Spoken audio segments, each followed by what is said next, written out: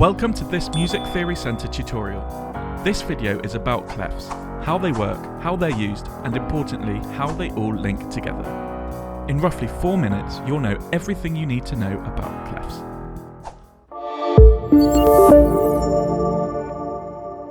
Section 1. The stave. Before we can look at clefs, we need to make sure we understand the stave. This won't take long. The stave is the 5 lines that you can see when you look at music. It looks like this, and the music goes on here. The music notes go on the stave, on one of the lines or in the spaces, like this. But we don't know what these notes mean without a clef. As simply as possible, the clef is like the key which tells us which note the music is showing. In this video, I'll show you the 4 main clefs and the notes they represent, and then we'll see how the clefs fit together, so you can really understand what's going on. Section 2. Clefs. The first question I want to address is why clefs? There's a good reason we have clefs. Musical instruments use notes within a range of pitches. Most instruments use a range of notes within the spectrum of available notes. This here covers 6 octaves, which is from here to here on a keyboard. These represent the range of notes most pleasant and audible to our human hearing. You can go higher or lower like the piano does, down to here or up to here, and there's no reason you couldn't go beyond this. But for this video, we'll stay within this range as it's by far the most common. This wouldn't work as sheet music, as it's far too many lines to be read quickly. There is a reason that we use 5 lines in music, and that is to keep things as simple as possible and easy to read, with enough information but not too much. There are too many lines here, and most instruments will only use a small range of these notes. That is why clefs. The clefs will take 5 lines from this range and show the notes focused around those lines. These 5 lines can be used to clearly show more notes than you may think. In order to use notes which are just outside of the range of the stave, we can use ledger lines. Ledger lines are just short lines, which are the size of one note. They're used to show where the lines would be if the stave were to continue up or down. Here are some below the stave. If we limit the ledger lines to only 2 above and below the stave, one stave can easily show 19 separate notes.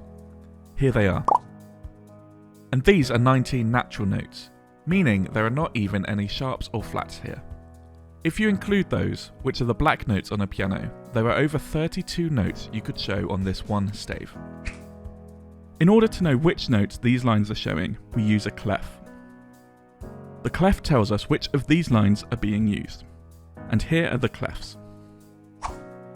This is the treble clef.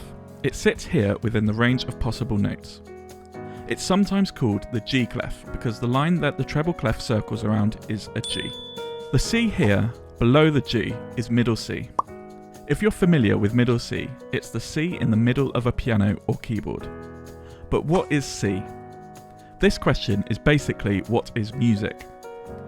Well, musical notes are just sound waves. Sound waves oscillate at different frequencies, and each of the notes are just specific frequencies. Middle C is about 261 Hz, which is the frequency of this exact note. Here it is.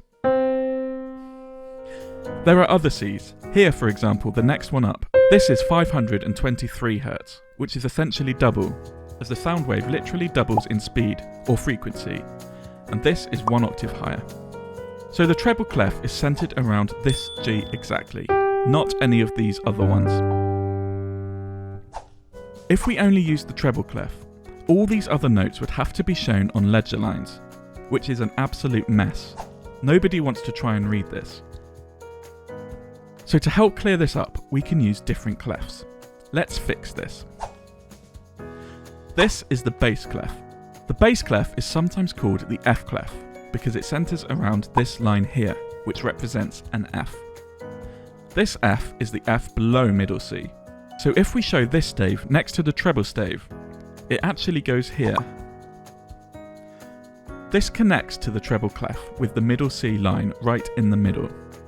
It sits just below the treble stave and just above the bass stave.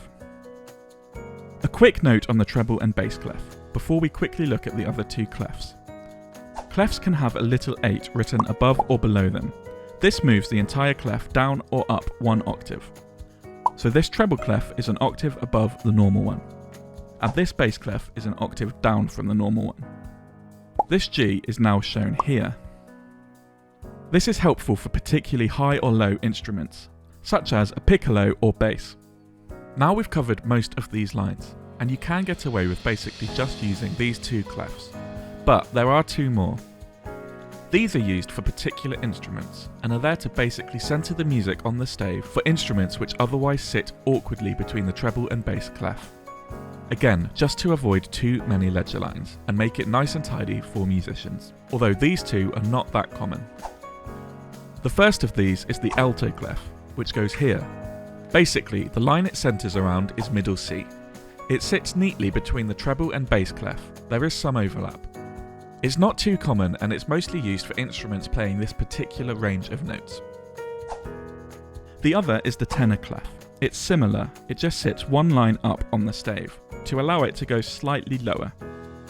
It also centres around middle C. It's sometimes used in orchestral music by trombone or bassoon, but these instruments can also use the bass clef.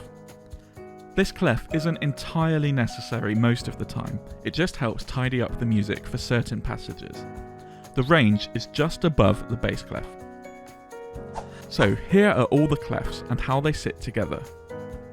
You can see how they each focus on a range of notes within the possible notes. This is useful as most instruments play a small range of notes. For example, a flute can play notes between here and here, and a trombone can play within this range. This graphic is available on the article version of this lesson. Just click the link below to head to musictheorycenter.com and you can see that for free. The instrument which can play the biggest range of notes is traditionally the piano. And this is the reason piano score typically uses two lines, treble on top and bass below. This is usually split between the left hand and the right hand of the pianist. Also worth noting that the clef can change within the music, just by placing the new clef on the line, which shows the lines and spaces following are now within the range of the new clef. Musicians really need to understand what all the clefs show and how to play within the clef or clefs typically used for their instrument. The best way to gain confidence with reading the notes is by doing it, playing as much as possible in the different clefs. Thanks for watching this video. Please ask your questions below if you have any. If you want to learn more about any of the topics from this video, please check out the other videos on our channel or head over to musictheorycenter.com for more. You can also download our free Introduction to Music Theory workbook, which teaches music theory from the very beginning in just 7 sections. Thanks for watching this video and have fun creating music.